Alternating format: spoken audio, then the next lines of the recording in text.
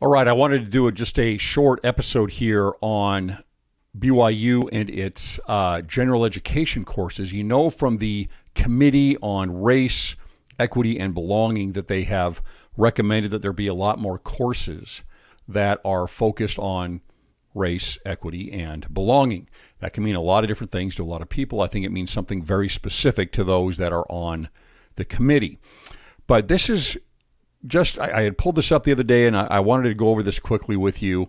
This is from winter 2021. So this is the past semester at BYU. It's some of the courses that were offered, and there's going to be many more of these that are offered in the fall.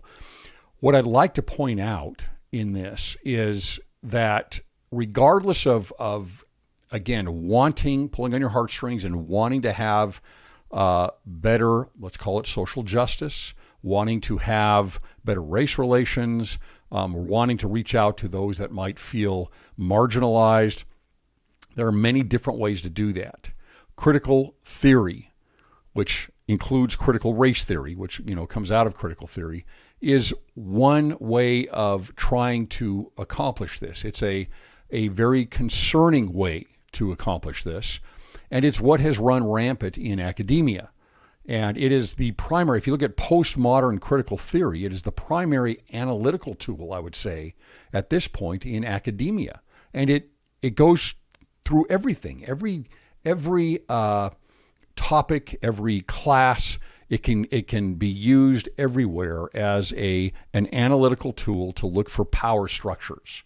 And again, yes, it is rooted in Marxism. You're going to see the term critical theory here on the on one of the class outlines from last semester. And this critical theory was developed by the Frankfurt School, who pulled this primarily, their inspiration from Gramsci, who is an Italian Marxist. And this is what it is. Now, a lot of professors will come back and say, Greg, you're being ridiculous. This is just being used in an academic sense. No, you can't separate the fruit from the tree.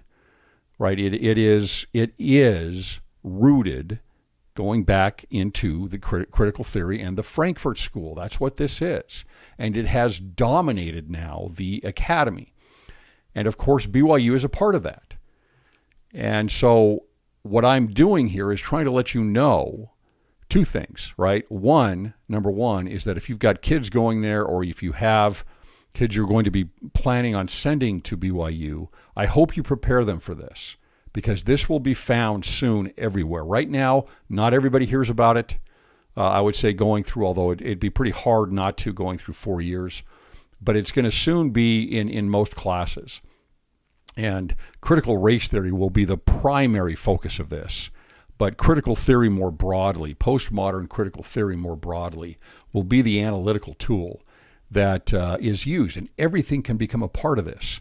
I was just reading a dissertation from 4 years ago from a BYU grad student. I believe that, it was on music videos. It was how to use critical theory with music videos, and how to teach cultural visual arts through the lens of a critical pedagogy, right? What is pedagogy? Pedagogy is the way you teach. And so teaching in a critical manner, capital C, is taking a music video and saying, well, this music video comes from a certain dominant culture. And, well, typically that's going to be white in the United States. How do we break this down? How do we deconstruct this and look for all of the power dynamics in this? I was reading an article as well that that dissertation pulls from on Shakespeare. And that work on Shakespeare, it's called echo criticism. Again, look for the term critical or criticism. It means something very specific. It means, how are we going to break down? Shakespeare, of course, is a target for this because it is a Western classic. It is Western civilization, and they want to break that down. That is a natural place to go. And so for green studies or critical green studies or critical environmental studies, echo criticism, that's a natural place to go for them, even though it seems like it has nothing to do with each other. And it doesn't. It has nothing to do with each other. But if you go into echo criticism and you receive a critical pedagogy that is being used in those classes, then you're going to start studying Shakespeare and look at how there is an environmental concern through Shakespeare. That's what you start getting out of it. And you can see how that starts changing your idea of everything. All of a sudden, you're looking at Shakespeare in a different way through a critical theory lens, which is all about power structure. Not that it's not there, of course it is. But the richness of what you can pull from stories or even an entertainment value is going to be diminished exceedingly when you use critical theory. It's a crazy, crazy, dangerous path to go down. But here are some of the courses that were offered in winter, and some of these things I'm sure are very good. Look at the way, what we have to look at here is how are these things going to be taught? And if critical pedagogy is going to be used and critical theory is going to be taught, then it's a problem. And that is the problem with all of academia. The way that all of this is taught is through critical theory. It's not a way of saying, hey, let's put our arms around each other, let's understand each other more. I'm not saying there's not some of that. Okay, there would be some of that. I do believe that critical race theory, as an example, brings more awareness. But that's not all it brings. Right? So if we take a look here at the outlines here, you see Sociology 113. Let's just look a little bit at what we're seeing here in terms of a description on these. Multicultural America, okay? Well, we have a multicultural America. Diverse cultural heritages in the United States. Cultures studied scientifically will include African American, Hispanic, Asian American, and Native American. I think that's great. I would want to know these things. I have studied several of these things. I've studied all of these things, actually, a little bit. That's great, but how is it going to be taught? Is it taught through critical pedagogy? Is critical theory used on this? Because if it is, then what you're going to end up with, especially where you're talking about different races here, different ethnicities, different cultures, you're going to get critical race theory everywhere here. So that's what you need to understand about how are these things going to be taught. Let's go to the next one here. Sociology of race and ethnicity. Okay, so in a lot of these, the sociology department is going to be immersed in critical theory and critical race theory. You should know that. Okay, so social, psychological, and social structural analysis of racial and ethnic relations. Okay, this is going to go prejudice, discrimination, responses, protests, current issues, immigration and racial reform. Okay, how do you think all these things are going to bend? Are they going to bend to the left? Are they going to bend to the right? So there's no way you're going to go through this and not be taught a specific a critical race theory pedagogy here and not be taught a specific political bent on this. That's what's going to happen. When they talk about immigration, are you going to say you're going to be neutral on this? Or is there something specific that's going to be taught? Remember that critical theory requires, and critical pedagogy requires activism. That is a bedrock principle of critical theory. So you're not just giving out information. And here's another difference that I would say. It's kind of like if let's say that there's a class at BYU on Marxism. I wish there was. I don't know if there is. It would be great if there was a good class on Marxism, understanding the tenets of Marxism, how it moved from Marx and Engels, and how they drew from Hegel and Kant and Nietzsche, etc., and moved up then into the Frankfurt School, how it got into the United States, how critical race theory became a part of that, and critical theory is a big part of that. How it moved into radical feminism and all these things. That would be a great class. You should learn about those things. The difference here is that you're not just learning about critical race theory. You're not just learning about critical theory. You're using it. You're using it as a way to look at the world. So each of these courses that we're going over right now, the critical theory is what is used to look at the world. It's a way to look at history. It's a way to look at current issues. It's a way to look at immigration, racial formation, protest, responses, discrimination, prejudice. It's teaching you a way to think, and then it's expecting you to be activated in it with this. And this is exactly what's happened. I've seen this happen at BYU. I've seen this happen at BYU. Complete political push for activism and in a specific direction being taught in classes at BYU. Right? This is what you're going to see here. All right, the next one we have here in the list here goes to Global Women's Studies. Introduction to Global Women's Studies, an introduction to the most important issues affecting women's lives and to contributions made by women both nationally and internationally. I think that would be great. We don't hear enough of this. That would be a great thing. Sounds good. The course will include historical, sociological, psychological, theological, legal and or cultural and other approaches. So that's going to be pretty vague on that end. There's not a lot in that description that's going to talk about things. I will tell you that there is quite a bit of politicizing. That's the whole course is about politics.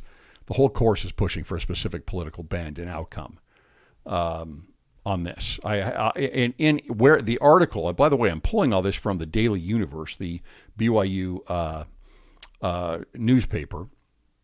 And one thing to understand is that, well, as an example, from that same article, from the Global Women's Studies, here is a quote. I'm not going to give her name. This is from the Daily Universe. It says, "It totally changed my world," talking about going into Global Women's Studies, says this student. This is the introductory course to Global Women's Studies. "There was where I really found my fire for feminism." Okay. Then she says this: "This is something I've always been, and now I'm going to be aggressively feminist." Right? So the Daily Universe is glorying in this. It's putting this out there. Why would they write this in there? Right? They're glorying in the type of politicizing that their political bend on this, which is concerning. Right? It's concerning. But I think that's where, as I've been reading the Daily Universe, I think that's exactly where they are in their political bent. But why is she now going to be aggressively feminist? Well, she's going to be aggressively feminist because the class teaches you to be aggressively feminist, right? As I'm going through these things here, all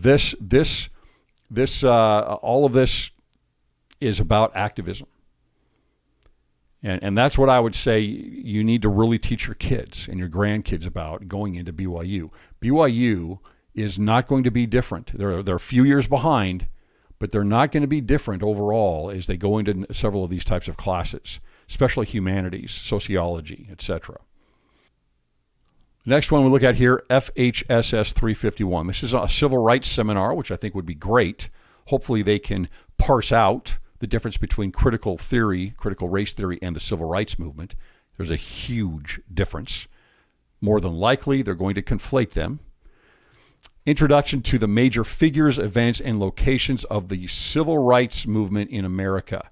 So here's what is likely going to happen in this, is they're going to take people like Martin Luther King and they're going to conflate them with people like Angela Davis, a self-proclaiming communist and Marxist, or with the Black Panther Party.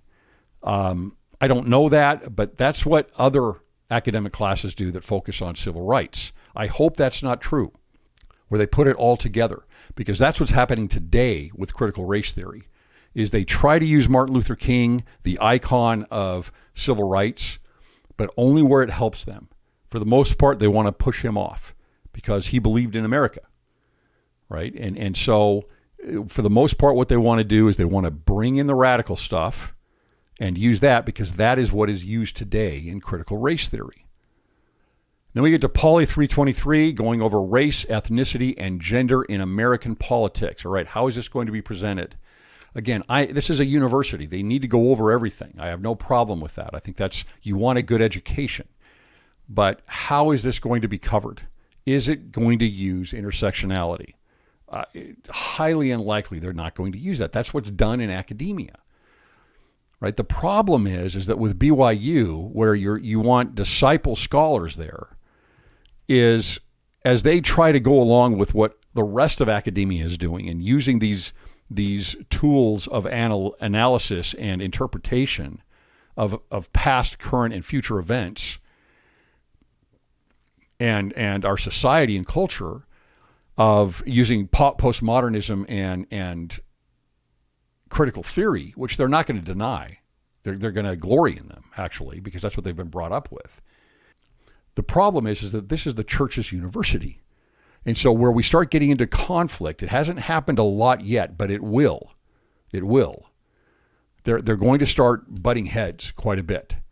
You cannot be a full-fledged critical race theorist or critical theorist and believe in the gospel of Jesus Christ. They're going to have too many problems. And I have so many examples of this that people have sent me, of people who have been indoctrinated into critical theory, used it as an analytical tool in their studies, and then started falling away from the church.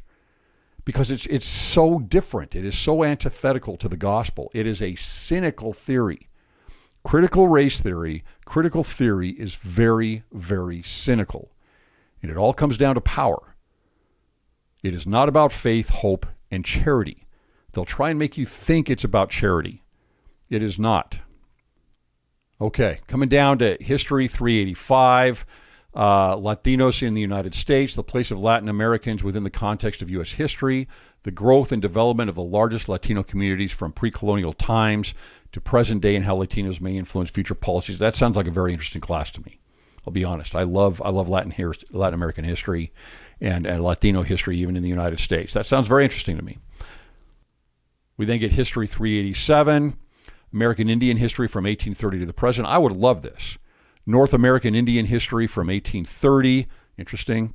1830, the Indian Removal Act to the present day, including the history and culture of various American Indian nations, their trade, diplomacy, and military, etc., etc. Quite frankly, I would love this. I just would wonder how this is taught. Right? How is this taught? History 383, down here. This one is on African American history. This sounds great. 1865 to present. We're moving in from basically the Civil War on to the present. Social, economic, intellectual, political factors, struggle for racial equality. So is this going to be focused on radicals on the left, focusing on equality or more likely equity? Right? Is this all that's going to be talked about? Because this is what happens. You disenfranchise so many African Americans when you try and say that the people, the voices that represent them are all the radicals that are on the left, as if they represent all African Americans. And that's just not true. My guess is, I don't know this, but my guess is in most classes like this, at BYU, I don't know, but most classes like this, the curriculum that I've seen, the most moderate, by far the most moderate voice here, political actor that would be brought up would be Martin Luther King. Right? And then everybody else, and like I said, they draw what they need from that, and then they draw from the radicals. Comms 481, here we get a little bit more specific. Gender, race, and class in media. There is no way that critical race theory and intersectionality is not going to be used in this class. Right? This is exactly what they're going to be talking about with gender, race, and class in media. It's all going to be about intersectionality, power structures. It's cynical. It's completely cynical. What is it going to do? It's going to be applying critical theory. There it is right there, to the interaction between media and underrepresented groups in society. Look, there's nothing wrong with looking at underrepresented groups in society and how we can help them. That's not what critical theory is. They'll try and tell you, many people at BYU, professors and others that push critical theory and critical race theory will first tell you that. But when you start seeing how they teach, it is not that. It is not just going in and analyzing the differences in marginalized groups and the dominant group. Right? That's a beginning point. That's it. It is about activating you to create a forced equality, and it is about teaching how a Marxist type approach, right, and a conflict theory approach, a radical approach, is going to be used to interpret events or gender, race, and class in media. And you're going to see this used more and more, I have no doubt, in little summary pieces like this. And especially if you look into more of a general outline of the curriculum, you're going to see critical theory popping up all over the place in classes. So as we move toward a fall semester here to start BYU coming up here shortly in a little over a month, I just wanted to go over that. I'll go over some other items coming up here on BYU as we start, but I would expect that, especially this year and really getting over COVID and everything, that we're really going to start ramping up here with BYU becoming very mainstream with critical theory and postmodern thought. And you might already say it is there. It's just not stated blatantly, but it will be. Thanks for listening.